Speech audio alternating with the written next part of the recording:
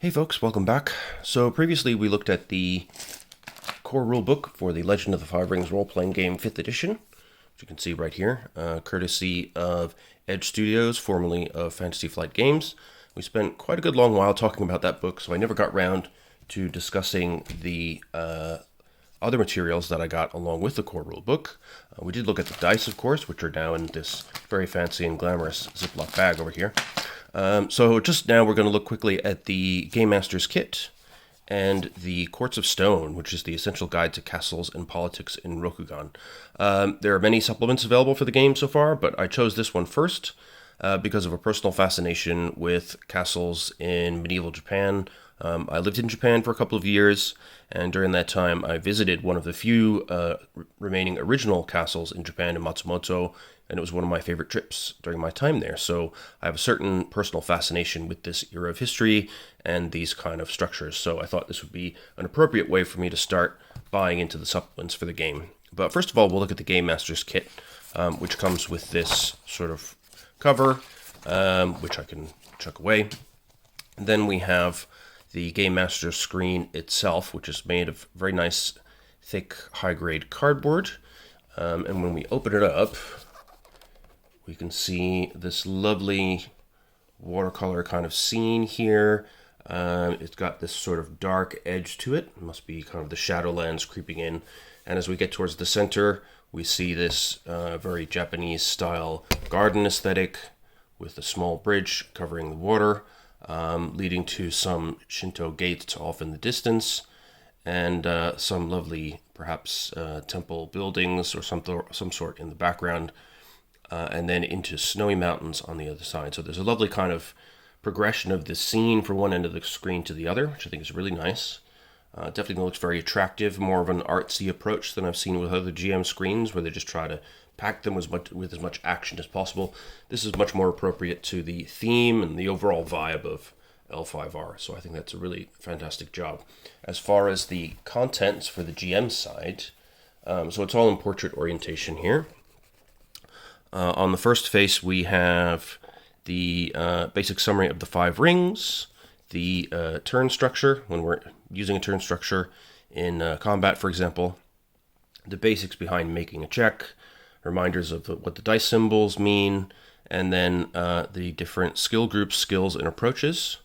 So that's helpful when you're trying to decide with a player what kind of approach they're going to use to a given situation that requires a check, and help you decide what skill group it falls into, and therefore what skill dice they should roll and what ring dice they should roll. So that is extremely handy. On the second page here, we have some sample tasks with sample target numbers to help you judge the TN for a given task that you want to adjudicate during the game. A summary of the different stances. Notice that these all have page references as well to the core rulebook, which is very handy. Common conflict actions that players might want to do, like assisting, challenging, guarding, maneuvering, using a skill, striking, or waiting. Again, a description of the different silhouettes from 1 to 5, so the sizes of various objects and people and things.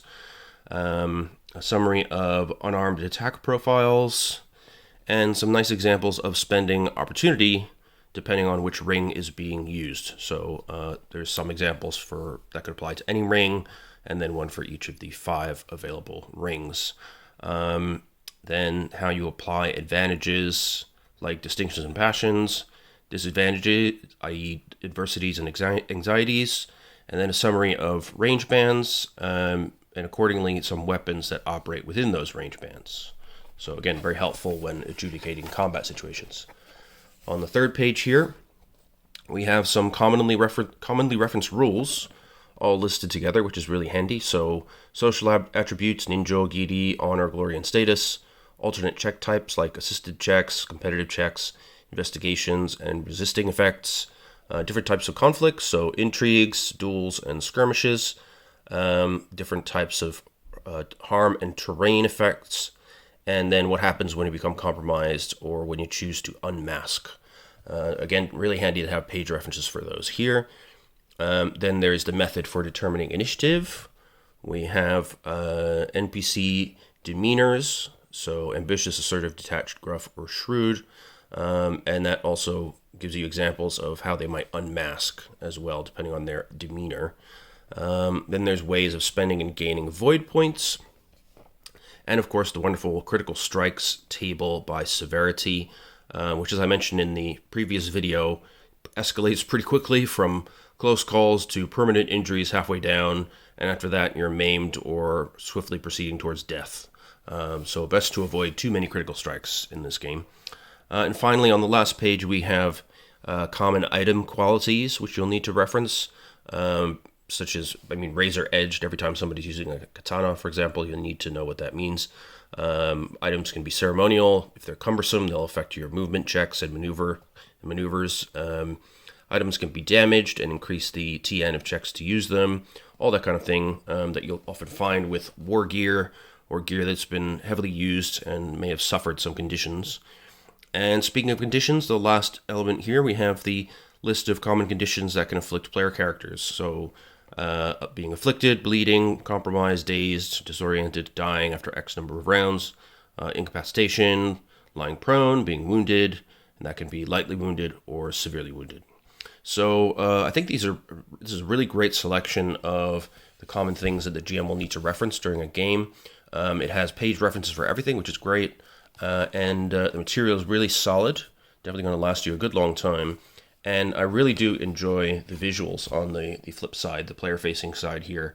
I think it's really beautiful, and as I said, it really fits the atmosphere of the game. So really happy with that. Finally, then, we have this additional booklet which comes with the Game Master's Kit. And there's a nice piece of atmospheric art here. And it says, The Essential GM's Reference. In addition to a new adventure, there are new rules for creating player characters from the Tortoise Clan, the mysterious minor clan that rules Slowtide Harbor, and a deluxe Game Master screen that places the most commonly referenced rules close at hand. Okay, so that's what we have already seen. So let's have a quick look inside here. So there's an adventure here called Dark Tides. I will flip fairly speedily through this and just show you the nice materials that come along with this adventure. So we've got a lovely a map of the Slowtide Harbor area. Some description of key areas in the Merchant District, the dockside, some key characters as well that you may meet along the way. A Barakamin village, that's interesting. And then the next part of this book, we have rules for Tortoise Clan player characters.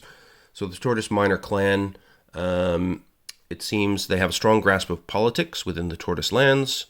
They know much about Gaijin lands, foreign lands, such as Pavar and the Ivory Kingdoms, and may know several Gaijin traders personally, and they can speak one or more foreign languages.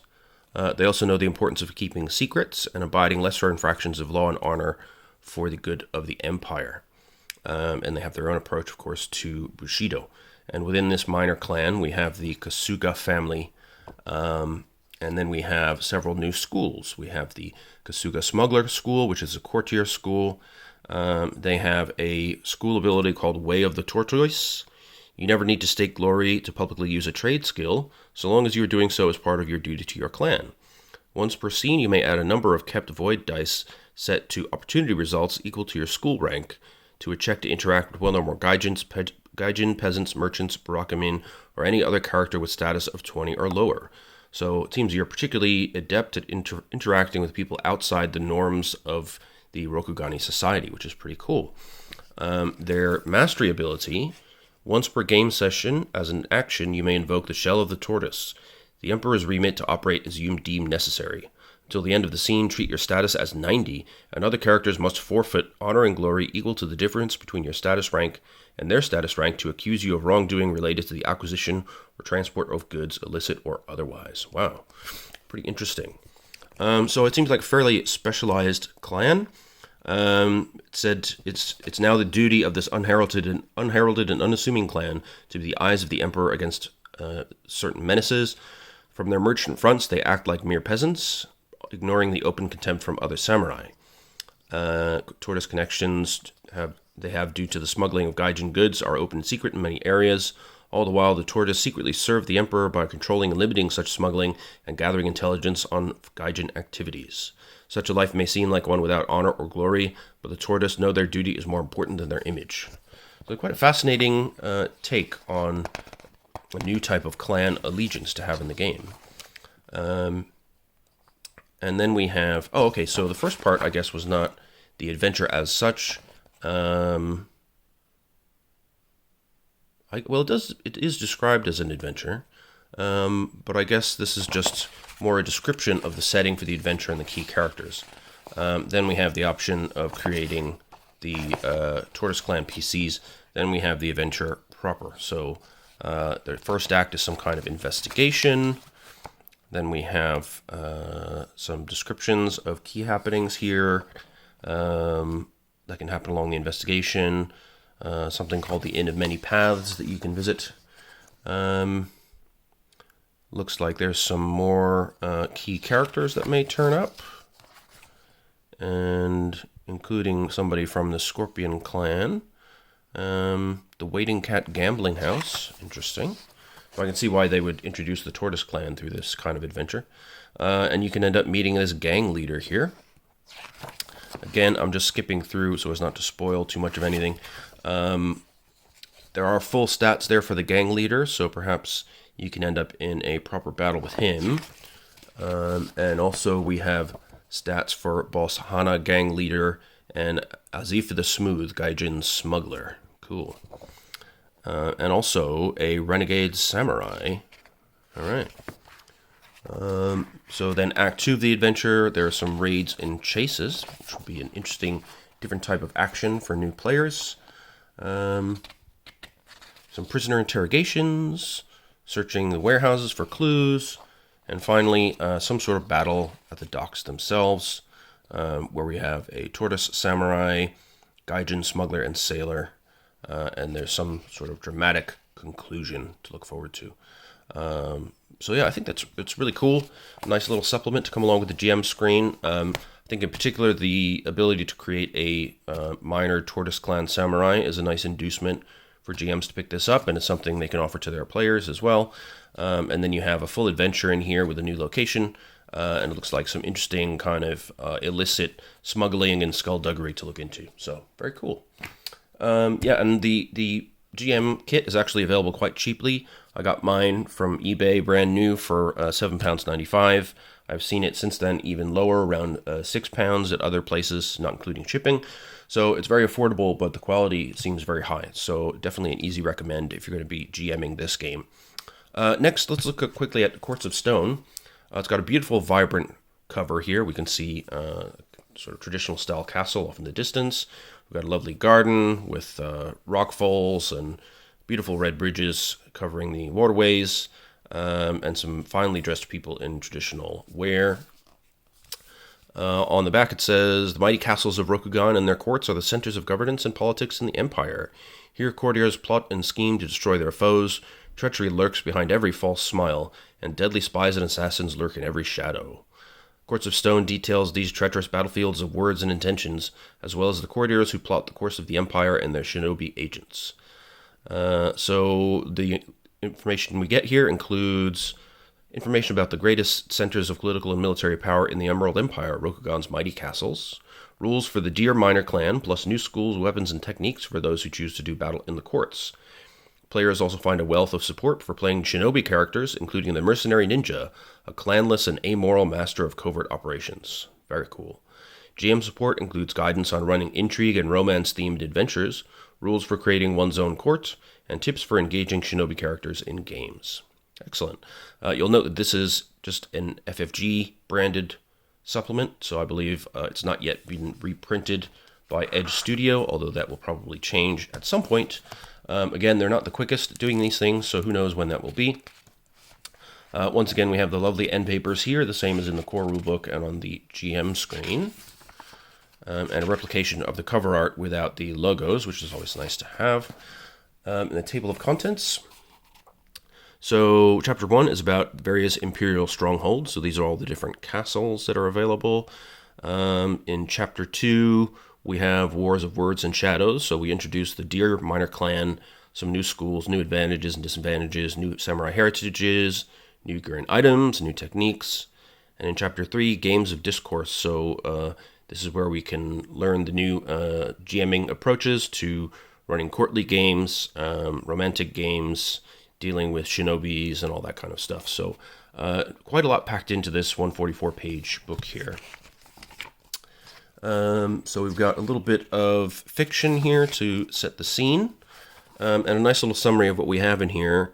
So Chapter 1, Imperial Strongholds, guides readers through a few of Rokugan's greatest castles, offering examples of centers of military might and bastions of political power. It also covers the Crane, a clan that thrives amid the political arenas of the Empire, examining its lands and the traditions of its families. Lastly, the chapter covers the political arena and the role espionage plays in the struggles between the great clans. Cool. Chapter 2, Wars of Words and Shadow, introduces the warriors and courtiers of the Deer Minor clan, along with rules for creating player characters hailing from the Deer clan's ranks. And as we saw in the TOC, it has lots of new schools, techniques, ninjutsu, etc. In Chapter 3, offers game masters advice for running games set in the courts of the Empire, especially games that are heavy in political intrigue and espionage. New ways to spend opportunity in intrigue-heavy games are offered here. Oh, that's nice as well. A focus on the Bushido tenet of courtesy is also provided, along with GM guidance on how to engage the players in assembling courts of memorable characters for intrigue-driven campaigns. Finally, new rules for governing and resolving bonds allows for deeper relationships in Legend of the Five Rings games. Very cool. So we got a lovely image here introducing the chapter on Imperial Strongholds. And so there's some general material first on the role of castles in Rokugan and some common features. So they share many common structural features. Among the most striking are gently sloping gables. They also provide crucial protection from sun and rain. At the bases of Rokugani castles are ishigaki or stone walls. They provide defensive benefits. The Tenshukaku represents the castle complex's heart, the daimyo's home. Sprawled out beneath it, the castle grounds are no less impressive. Each castle has its own culture, buildings, and its own marvels. Some have gardens, some have hot spring baths, and while most have dojo, some may have elaborate schools protecting the deepest mysteries of a clan or family's traditions. Cool. So they're emphasizing that castles have a common kind of architectural and history and shared form, but that they differ greatly depending on the ruling daimyo and what their preferences are for entertainments, the local culture, and the types of buildings they would build within. Then there are some details about using castles as fortifications, including passive defenses. So this includes putting the castle in a naturally defensible location, using the terrain to your advantage, basically. Then it discusses generalities about walls and foundations, castle gatehouses, other defensive structures that can be associated with them. And again, with some lovely illustrations here. Then we have active defenses. So these include garrison soldiers, captains of the guard, etc., and then who we count among the castle's residents, which includes not just the soldiery and the daimyo and his nobility, but also peasants, clergy, and samurai. And then, of course, you can have towns that form around the castles themselves. And then it talks about castles as political centers. So this is going to be where I think the players who enjoy the Crane clan will particularly shine. Castles can be the centerpiece for a great deal of political machinations. And so it's nice to have a book that really provides a bunch of fully fleshed out castles as locations for that kind of courtly intrigue and play. A nice little sidebar here about unlucky numbers. So it points out that, and this is true, by the way, in the Japanese language, the word 4 is pronounced shi, which sounds like the word for death. So the word 4 is often considered unlucky. So you often have buildings skipping the 4th floor and stuff like that. Similar to, 13 in, Anglo cultures.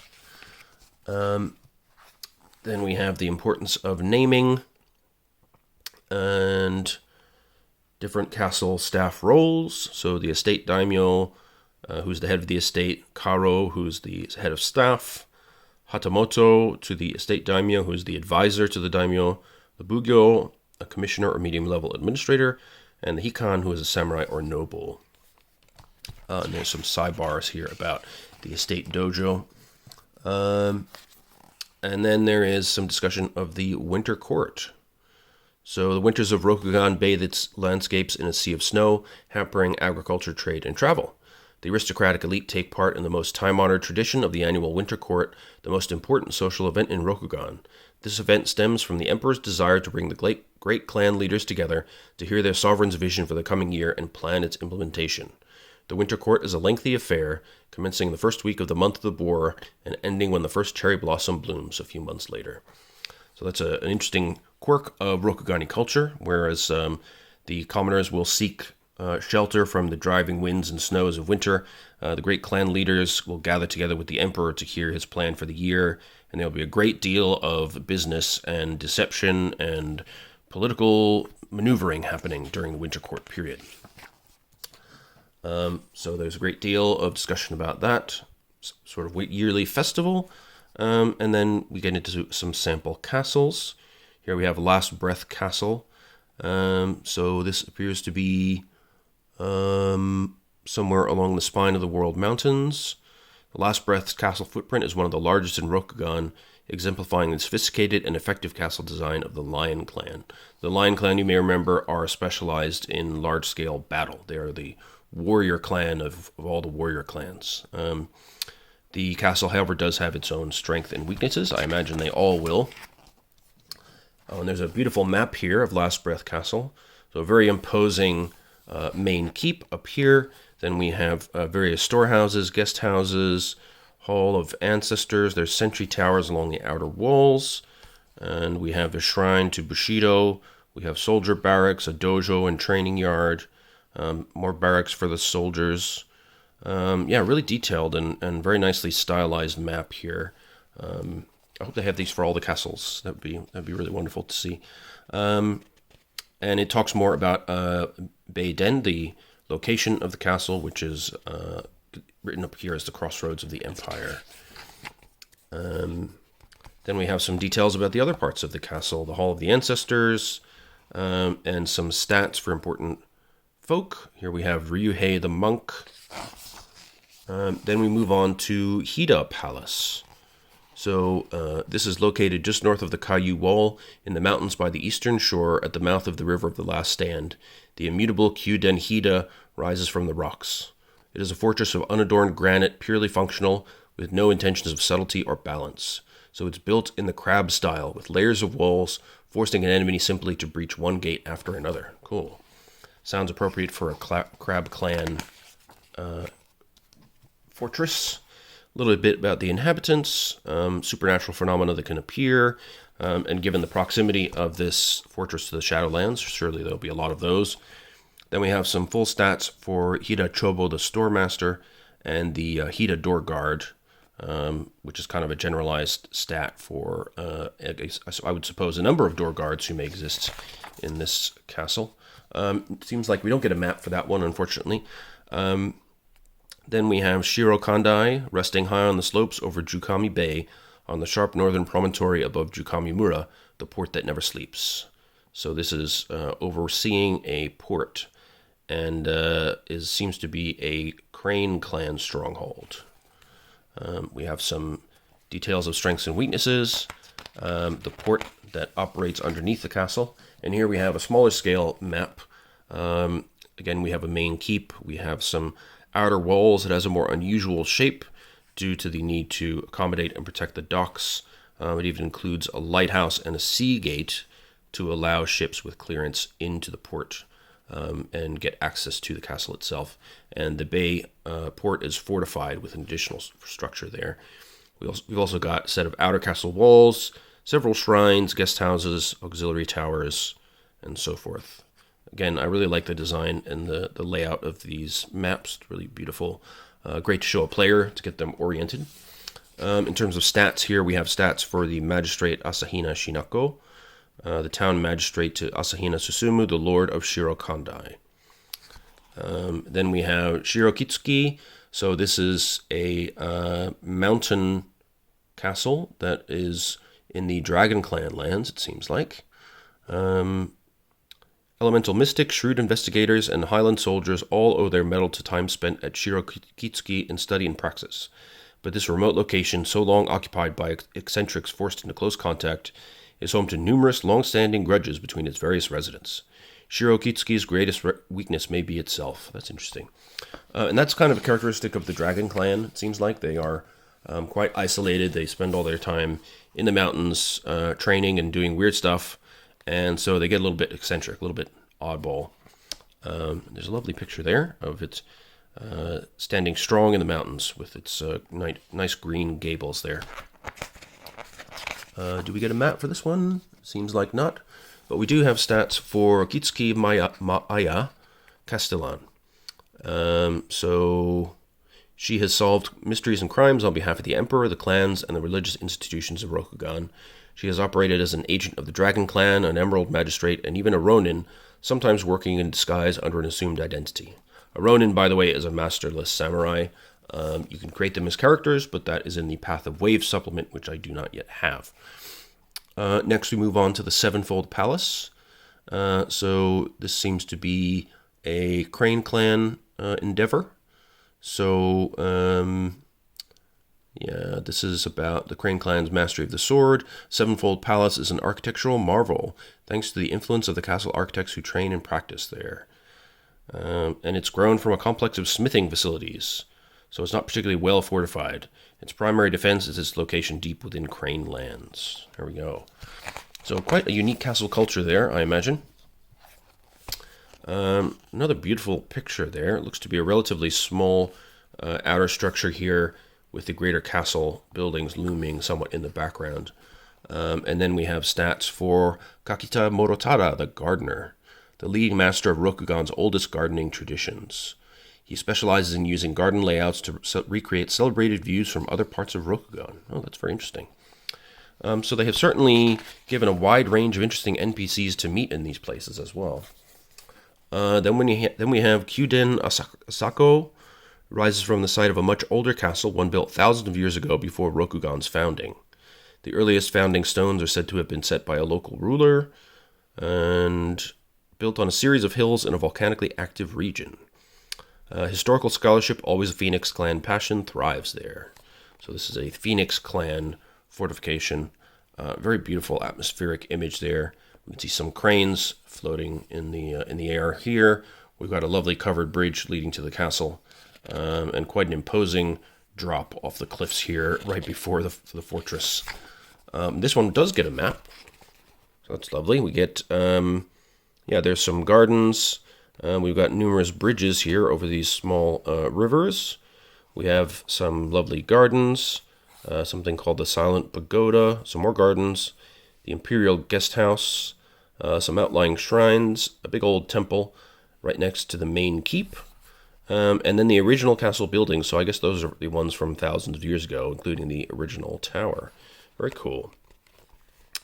And in terms of stats, we get Asako Raiku, the Castellan, an elderly monk who oversees Kyuden Asako in general, and the palace library in particular.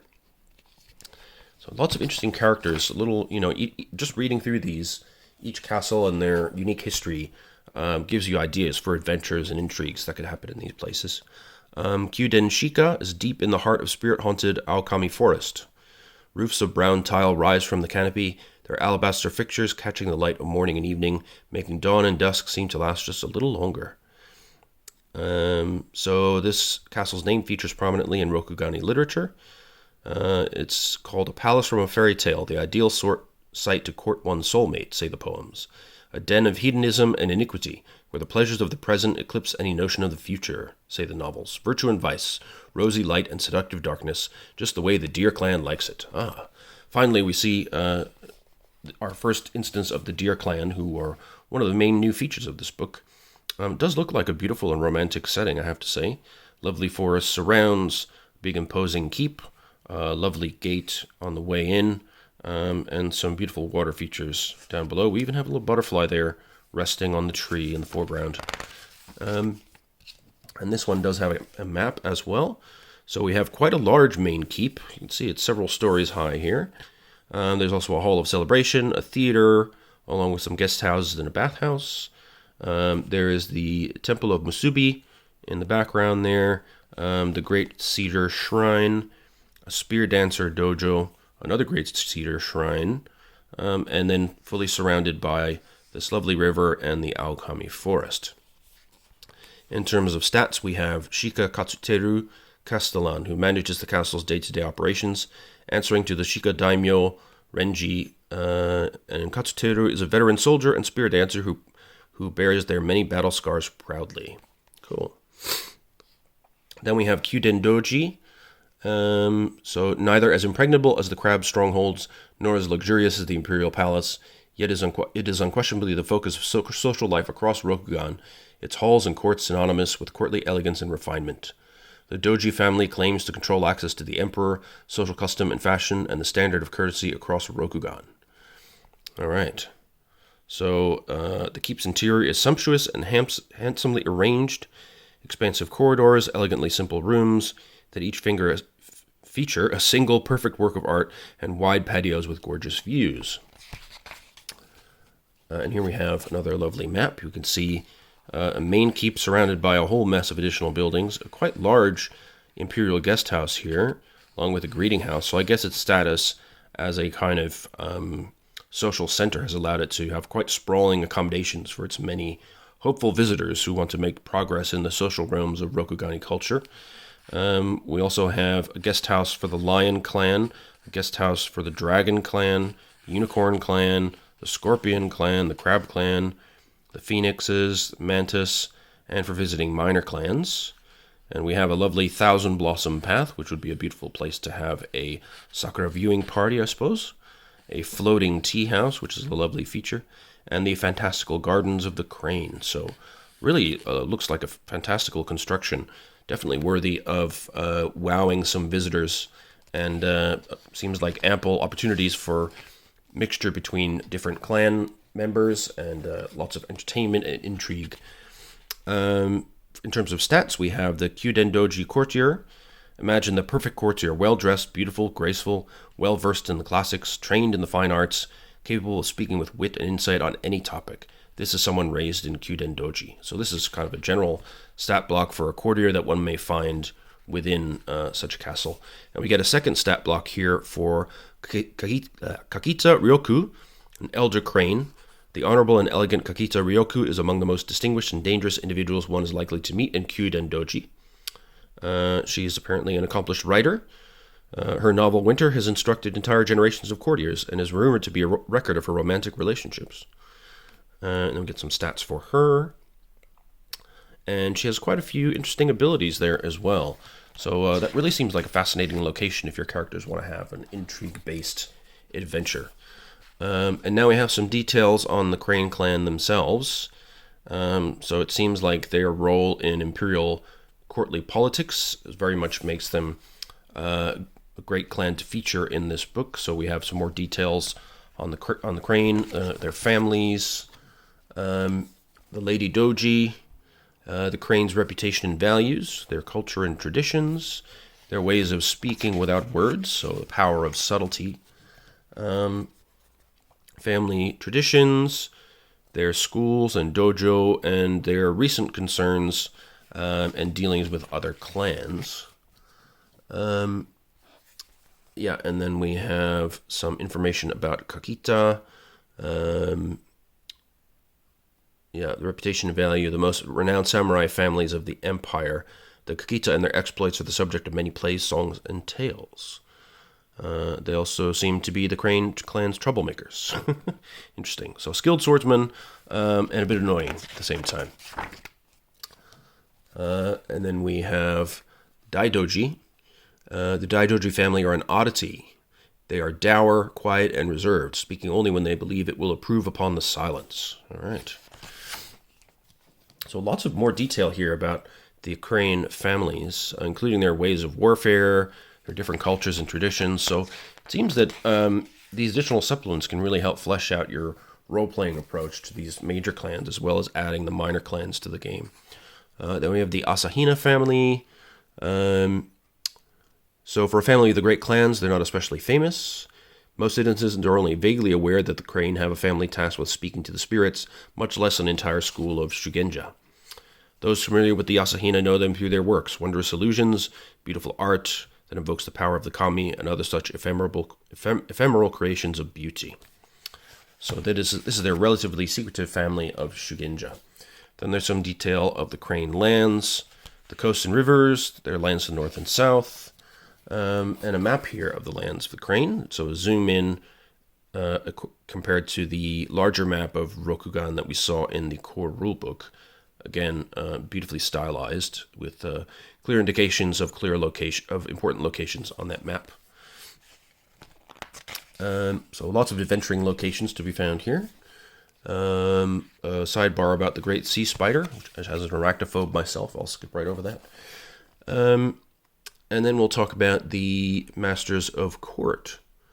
So, warriors who believe the courts are where pampered courtiers surrounded by opulence titter over tea are greatly mistaken. The courts are just another battlefield, and courtiers are its warriors.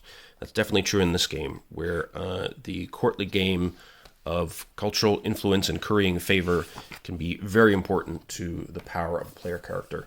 And then there's some interesting info here about duels at court. So it seems they must be sanctioned. There's a kind of point scoring system and a very strict set of rules which can lead to penalties. Then we have information about the shadows lurking in the court. So the spying and espionage that's going on, the game of letters, so how communications flow throughout the Rokugani courts. Then we get into wards and shadows. So here we look into what the Deer Clan is all about. So treading softly without grand accolades or the pride that accompanies them, the Deer Clan serves the Empire as a guardian of balance. Through divine vision, the members of the Deer Clan uncover threads of futures yet to come, and through artful stealth, they weave or sever these threads to make sure the delicate tapestry of the Empire is maintained. The clan's matchmakers are Shugenja blessed with unique insights into relationships. This helps them to tie alliances between the great clans and imperial families, or to unwind them, should any faction grow too powerful and risk upsetting the balance. Interesting. Very suitable, of course, for the theme of this book, which is about courtly manipulations. So then we have a sidebar here about Musubu, the union, an intimate process of shared meditation in which a deer Shugenja attunes themselves to their meditation partner to learn about the state of mind and spirit. When Musubu is achieved, the Shugenja observes ethereal threads reaching out from their companion's body, and then it lists what various things you can learn. So the deer philosophy is about complementary duality. And they're interested in growth, perhaps due to their home in the Aokami forest. Then we go into a bit of the history of the Deer Clan, how they became a minor clan, the life of the deer, and finding balance within themselves and balance within the herd. And then, so the analogy of antlers is used for the spear dancers, which are the clan's protectors. So I'm presuming there will be a additional path for spear dancers. And here we have some adventure seeds to get involved with the Deer Clan, and some stats for Shika Tsuneko, the first spear of the Deer Clan. Has some interesting abilities, including a slicing wind kick and beware the smallest mouse, which is a social skill. And now we get into Deer Clan player characters. So these are the bonuses you get if you sign up for the Deer Minor Clan. And likewise, they have the Shika family. So unlike the major clans, they don't have a lot of different families that you can join, but still you have some new schools and new roles you can play in society as a result. So new schools include the Bayushi Death Dealer School, a combination of Bushi or warrior and shinobi or ninja. They have the Way of the Scorpion as a school ability. And then they have, as a rank 6 mastery ability, Strike First, Strike Last. When you inflict a critical strike during a duel or skirmish, treat the deadliness of your weapon as increased by the difference between your initiative and your target's initiative. So you can make your critical strikes even tougher. Then we have the Daidoji Spymaster School. So they are a combination courtier and shinobi, potentially a deadly infiltrator in a courtly environment. So they have the Incisive Insight ability. Once per scene, when making a check for a scheme action targeting another character, you may receive a number of strife up to your school rank to reduce the TN by that amount. Cool, so you can make it much easier to gain insight into a scheme affecting the character, but at the cost of gaining more strife. Their mastery ability is Spy Network. So as a downtime activity, you can make a TN4 skullduggery check to find an agent of the Daidoji Spy Network. If you succeed, you find this individual among the inhabitants of the city and gain the ally advantage for them. If you succeed with 2 or more bonus successes, the individual may occupy a low to mid-level position in a household or organization of your choosing. Well, that's fantastic. So you can basically, wherever you are in the world, if there's a human settlement, you can make this check and uncover somebody who's within your spy network and use them to your advantage. That's great. Then you have the Doji Bureaucrat School. So they are a courtier. They have a procedure and protocol ability. So when you cause a character to receive strife as a result of a check using a social approach, that character suffers additional strife equal to your school rank. Oh, wow, that could be quite significant in higher ranks. Their mastery ability is post facto. Once per game session, as a scheme and support action, you can make a TN3 government earth check. If you succeed, you reveal a huge legal loophole or arcane precedent that legally justifies the actions of you and your allies during the scene. Others can refuse to accept your logic, but must forfeit honor equal to your ranks in government, plus your bonus successes to do so. So this can help you to justify potentially questionable actions during an intrigue scene. And anybody who denies your argument will suffer a loss in honor due to the cleverness of your argument. Then we have the Ikoma Shadow School, another combo of courtier and shinobi. They have the Victory Before Honor School ability. So once per scene when performing a check, you may stake an amount of honor no greater than your school rank to re-roll a number of dice equal to twice the amount of honor staked. For each re-rolled die result that does not contain a success or a explosive success, you forfeit 1 staked honor. Interesting. As a rank 6 mastery ability, they get Victory is the Greatest Honor. Once per session, after failing a martial or social check, you may stake up to 5 honor and immediately attempt the check again, adding void dice equal to the honor staked.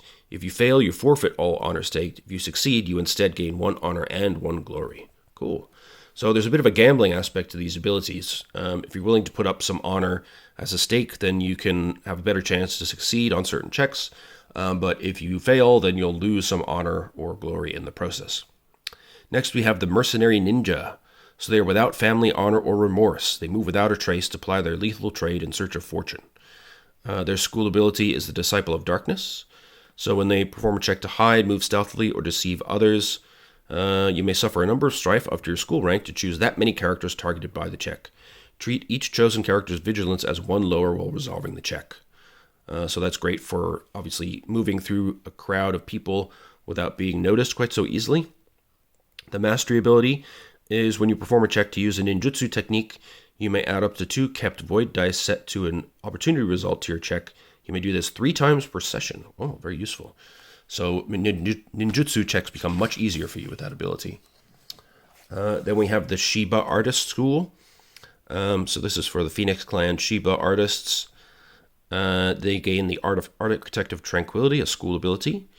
So after they succeed in an artisan skill check, they can choose a number of characters in the scene equal to their school rank, and each character removes 3 strife. Oh, so they can provide tranquility to members of the party.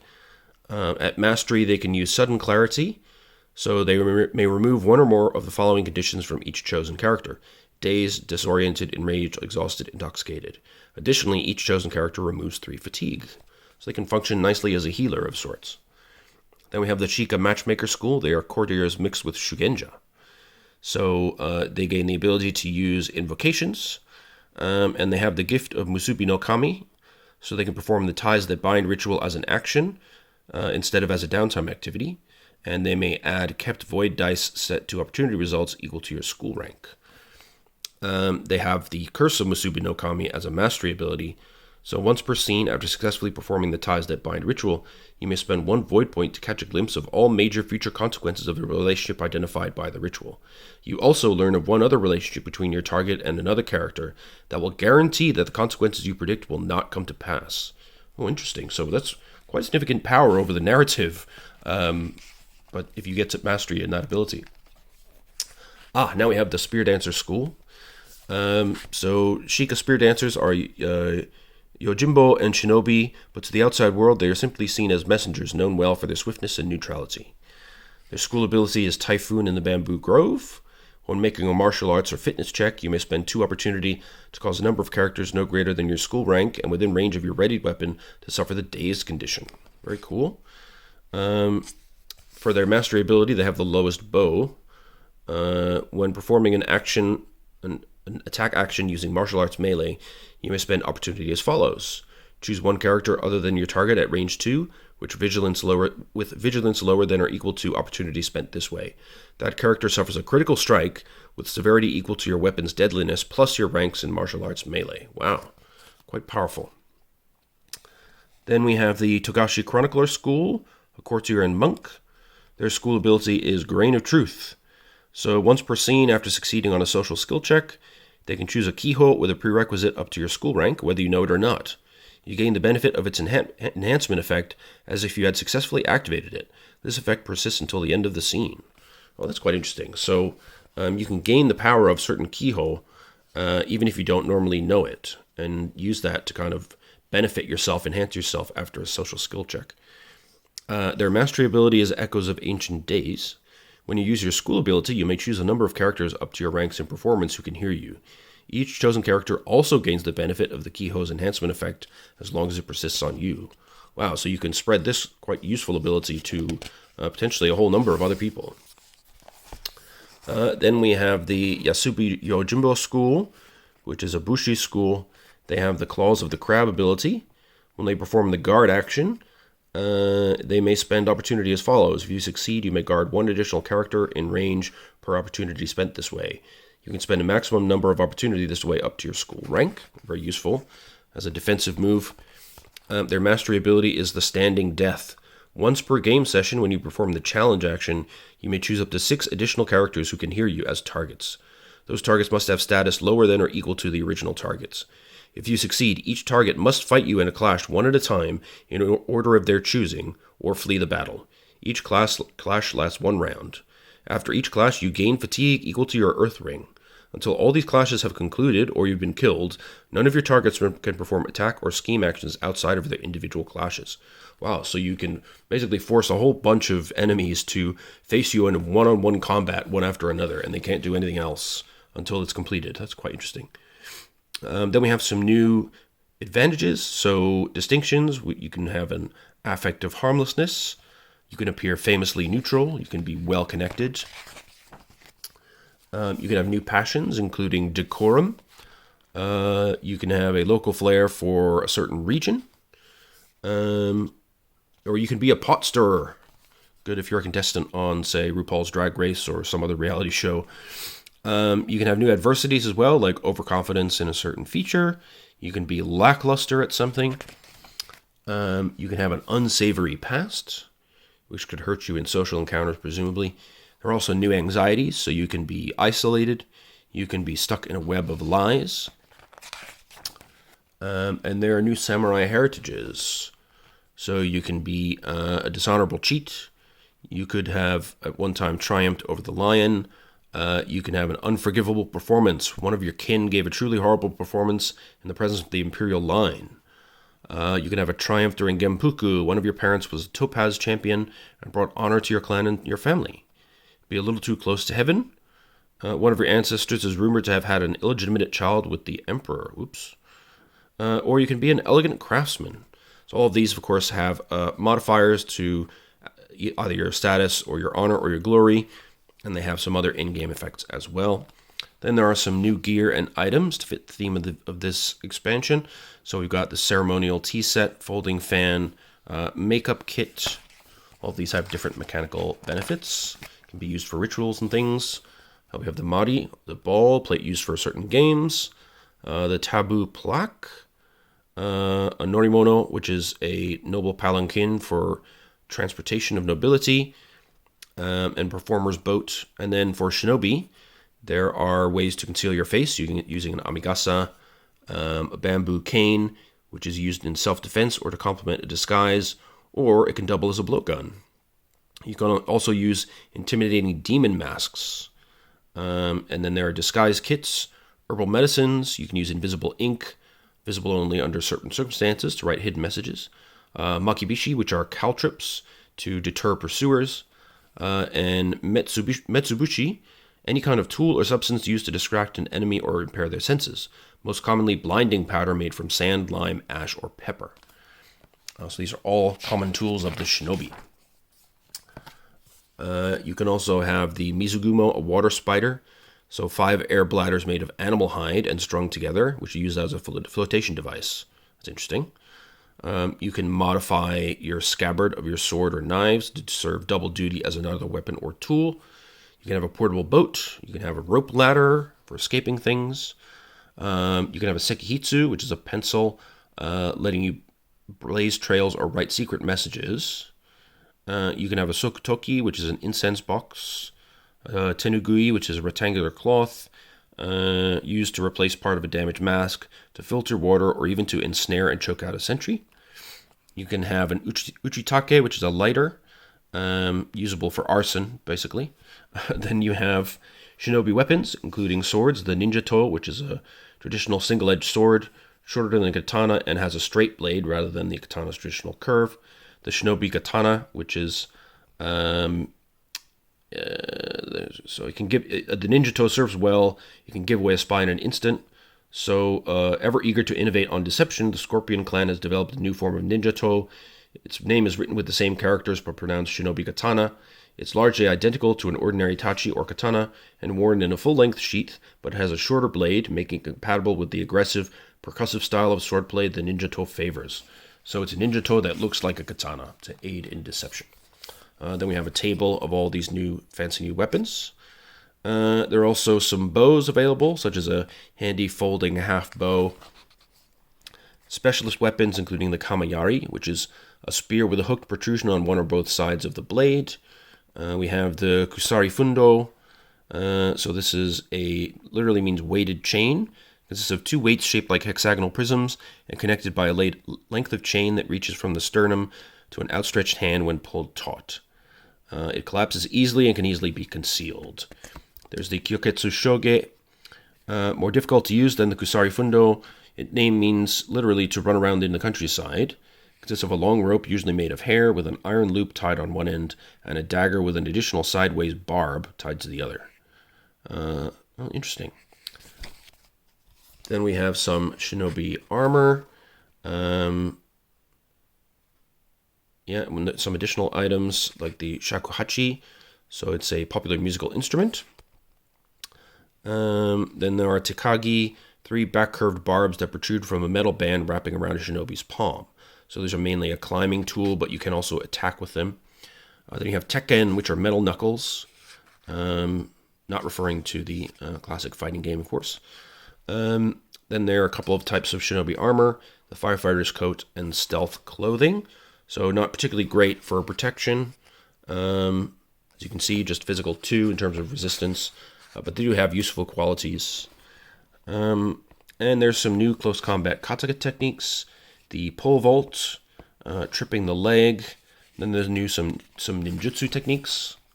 We have the artful alibi, the cunning distraction, deceitful strike, like ghost, which allows you to move 1 range band plus 1 additional range band per 2 bonus successes, and that ignores the effects of any terrain, and you may move up or down vertical surfaces or across gaps that could conceivably be jumped.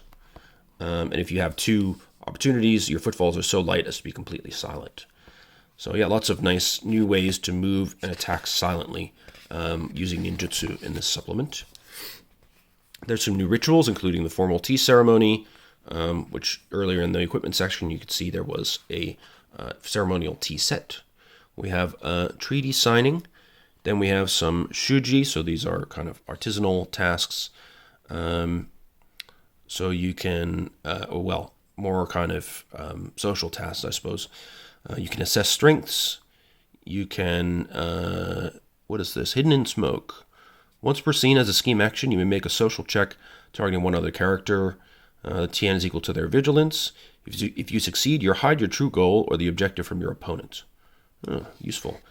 Again, very useful for an intrigue scene.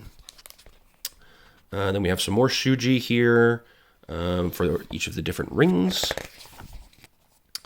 And then we have some advice here for the GM on running games of discourse. So running a game during the Winter Court. I believe there's actually an adventure focused on the Winter Court, which is available separately. So that would be quite of interest to somebody who wants to look at that part of the setting. There's the sidebar here about safety tools. Then there's some ideas on preparing for the first session, letting the players create some of the details, how to deal with romance and intimacy. Let's see what else we got. Engaging shinobi PCs. So if somebody wants to be a shinobi, there will be certain types of missions they'll be well suited for, but not for others. So making sure they stay engaged in the game is, of course, a good thing for the GM to be focusing on. Yeah, there we go. Sidebar on NPC shinobi, some new titles. So we've seen some of these in the stat blocks that were described along with the castles. So the Castellan, covert agents, things like that. We also have dreaded enforcers, esteemed negotiators, Kenshinzen, the most legendary of living duelists. That's interesting. Kyuden Asako shield bearers, master artisans, Winter Court champions, Sevenfold Palace acolytes, and spending opportunity in Winter Court games. So that's pretty cool. Some specialized spends of opportunity when you're in the particularly tense political environment of the Winter Court. Also how to spend opportunity in romance and espionage situations. Very interesting. Then there's some additional info here on tenets of Bushido related to courtesy. So that includes how do you define courtesy, how it relates to etiquette and protocol, how breaches of etiquette can occur, emotional outbursts, gossips and rumors, trifling breaches and small sacrifices that can happen.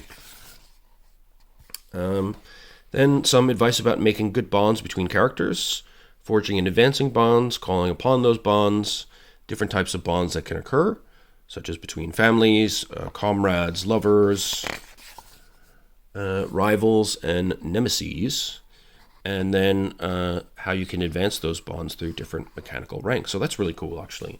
They've added a mechanical system here for making character bonds of different types that have a real mechanical influence, which again fits really well with the idea of having a courtly game with social intrigue.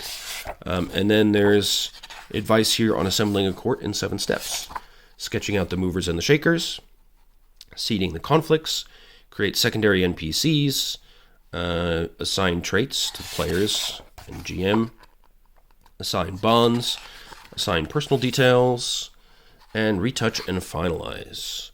And then we got some advice on developing NPC motivation through their fundamental needs, things like security and safety, social belonging, duty and desire, enlightenment and destiny. And then there is a little court sheet here, which you can also download a full-size version from the Edge Studio website under the L5R download section, by the way. So yeah, once again, I've talked forever about a book much thinner than the core rule book and the GM screen, but I have to say there's a lot of mechanical depth in this supplement, a lot more than I anticipated. There's a great deal of fascinating locations to visit, all these different castles. You've got a new minor clan that you can be a part of, loads more info about the Crane clan and their culture.